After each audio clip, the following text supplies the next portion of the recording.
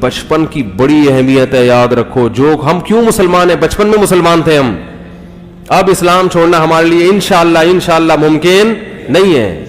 बचपन इस्लाम में पैदा हुए हम लोग। मुझे अच्छी तरह याद है, मैं अपने वालिद साहब को देखता था, दाढ़ी है उनकी ना माशाअल्लाह, मेरे दादा परदादा सब दाढ़ी वाले थे। तो जिनके अब्बू की दाढ़ी नहीं होती थी मुझे वो अजीब से लगते थे। मैं कहता था ये बच्चे अपने अब्बू को अब्बू कैसे समझते हैं, क्योंकि वो दाढ़ी का एक वकार होता है ना, एक नूरानियत होती है। तो मैं कहता यार मेरे वालिद साहब का नूरानी चेहरा माशाअल्लाह, दाढ़ी, तो बाप के लिए तो ऐसा ही चेहरा होना चाहिए ना। तो जो क्लीन शेव अब्बा होते थे, मैं उनके बच्चों पे तरस खाता था कि यार ये अपने अब्बा को, इनमें अब्बापन तो नजर ही नहीं आया। माजरत जो बगैर दाढ़ी वाले हैं भाई, माजरत, किसी की तौहीन मकसद नहीं है। तो मैं इनको अपने अब्बा अब्बा कैसे लगते हैं, वो रूहानियत तो आ नहीं रही इनमें। अब्बा तो बबर शेर जैसा होना चाहिए ना।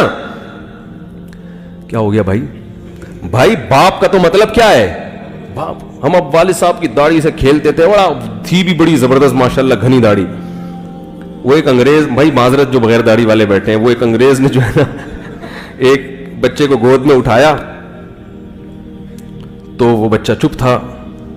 तो एक मुसलमान ने उठाया, बच्चा एकदम रोने लगा ना, तो अंग्रेज ने दाढ़ी का मजाक उड़ाया। देखा तुम्हारी दाढ़ी है तो तुम्हारी शक्ल से दहशत टपक रही है, बच्चा रो रहा है और देखो। तो उन्होंने कहा भाई देखो, तुम्हारी जब गोद में उठाया तो बच्चे को पता नहीं चला अब्बू की गोद में अम्मी की गोद में। माजरत भाई माजरत, जो बैठे हुए पहले पेश की माजरत। भाई उसको अम्मी अम्मी का लुक आया, माँ की ममता तो बच्चे तो माँ की गोद में, और जब इधर आया तो उसमें भाई ये तो अब्बा है। अब्बा तो बहरहाल वो ममता तो नहीं दे सकता ना जो माँ देती है।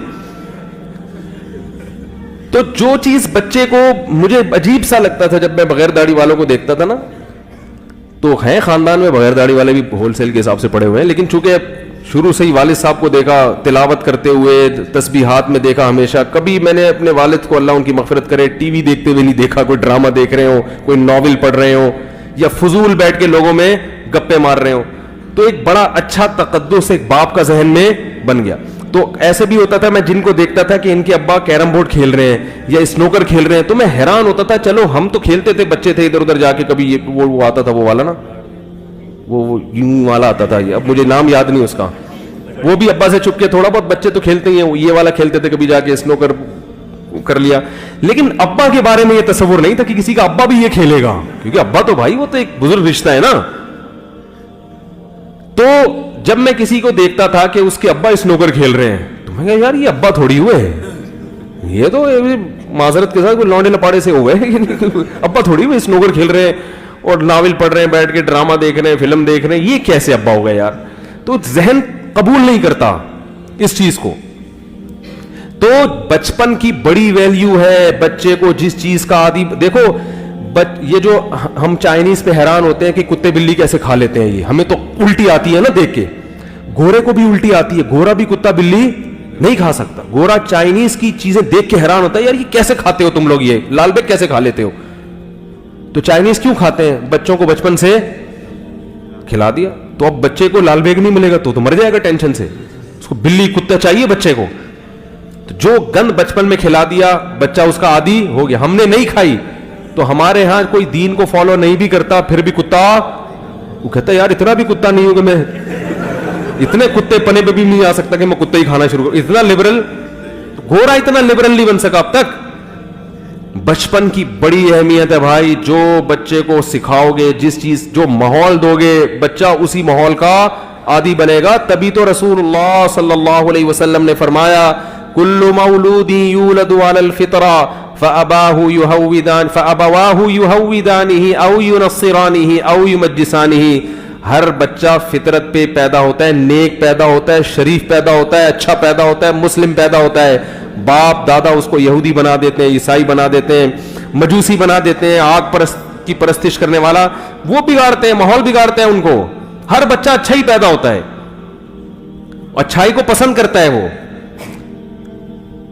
अब हमने बच्चियों को मुख्तसर लिबास पहना दिए तो उनकी मिजाज में हया निकल गई। और याद रखो, औलाद के दिल से अगर हया निकल जाए तो फिर अब्बा अम्मा की नहीं सुनते। वो हया ही तो है जो इंसान को रोकती है, गैरत रोकती है, मेरा बाप है, ये मेरी माँ है, इसके सामने मैं कैसे ऊंची आवाज से बात करूं।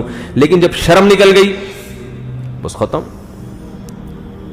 तो जब बेटियां जो है ना, बेटियां باپ کے سامنے جب ان کے سر پہ چادر ہو تو وہ زیادہ اچھی لگتی ہیں. آپ تجربہ کر کے دیکھ لیں, جوان بیٹی باپ کے سامنے سر پہ چادر رکھ کے بیٹھے گی, باپ کو اس پہ پیار زیادہ ہے. یہ رشتہ ایسا ہے.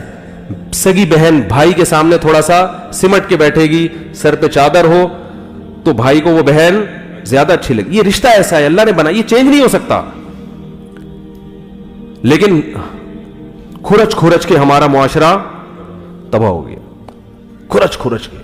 اب نتیجہ کیا نکل رہا ہے کہ بہن کی جو ڈریسنگ ہے بھائی کے سامنے وہ اتنی معذرت, اتنی بےہودہ ہوتی ہے کہ حیا کا جو ایک وہ تھا عنصر وہ کیا ہو گیا, ختم. جب وہ ختم تو پھر وہ جو ایک تقدس تھا نا رشتے کا کہ یہ میری بہن ہے, میں نے اس کے لیے جان دینی ہے اور اس کا میں نے خیال کرنا ہے, اور یہ میرا بھائی ہے, اس سے میں نے نظر یعنی تھوڑا سا اس کے سامنے میں نے حیا کی لاج رکھنی ہے, کوئی ایسی حرکت نہیں کرنی جو معاشرے میں بری سمجھی جاتی ہو. تو یہ سب چیزیں حیا ختم ہونے سے ختم.